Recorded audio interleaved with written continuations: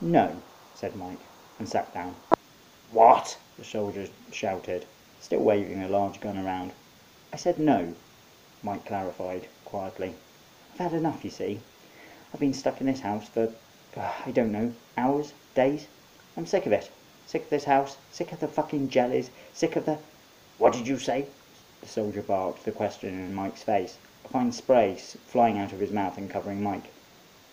"You know," Mike said, "you could do with using a mouthwash or something to deodorize your mouth. It really is quite disgusting. What have you been eating?" The soldier gaped at him, then, "Chicken," he said. "Mostly fried chicken. Look, did you mention the jellies?" Mike nodded. "Can I just have a look at your thigh, young man?" Mike shrugged. "Whatever," he said. Mike peered at his leg. He said. "No serial number."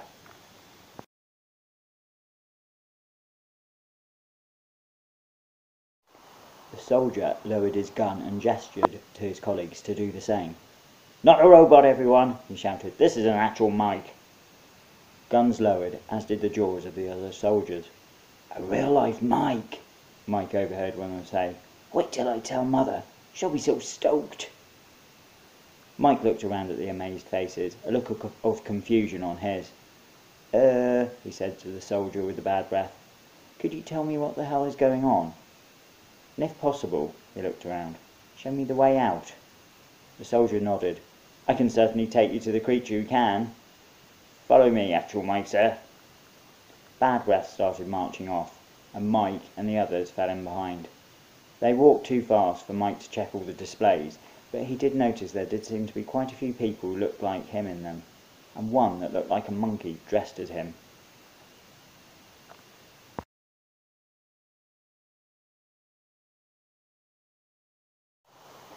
Mike noticed, in fact, there was more than one display unit with monkeys wearing clothes that may, or may not, but probably may, have been worn at one time by him. There were a few pairs of socks that he'd been looking for some time. He wanted to ask Bad Breath where they were going, but he was having trouble walking and breathing at the same time, the speed that they were walking, let alone talking and walking.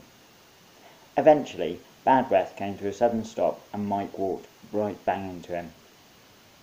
"Here you go." Bad Breath nodded at a door marked him. "Just knock and wait for the answer." Before Mike could say a word, Bad Breath and the rest of his army chums had turned on their heels and were gone.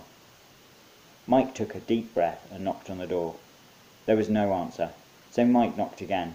This time the door swung open and Mike was face to face with a picture of a witch taking an red apple from a tree, and underneath that picture was a monkey wearing a large grin and Mike's underpants.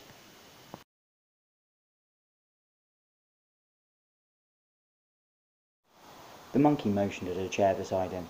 "Sit down, Mike," he said. "Please, make yourself comfortable. I'd shake your hand, but I've just been eating mashed potatoes." He held up both hands to show Mike. They were covered in powdery-looking stuff that Mike assumed was the aforementioned potatoes.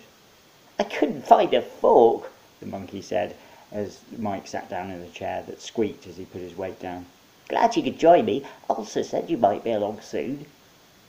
So, Mike thought, the monkey and the jellies know each other, and presumably work together. "What is this place?" Mike said, staring around him. "And more importantly, why is it?" The monkey laughed, a chattering noise, familiar to Mike from old Tarzan films. "Oh, this place is part of the Jelly's house," he said.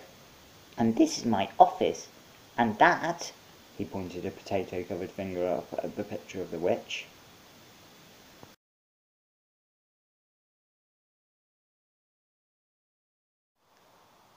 "This," the monkey said after a long pause.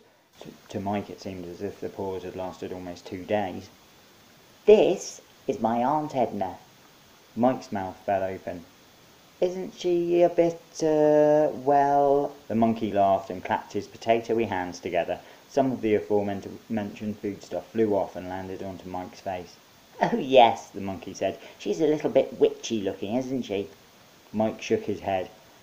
I think I was going to say she was a little bit human looking." The monkey laughed again. "Ha ha ha," he said. underlining the fact that he was laughing. "I do look a little bit simony at the moment, don't I? Now let me explain." Mike held up his hand.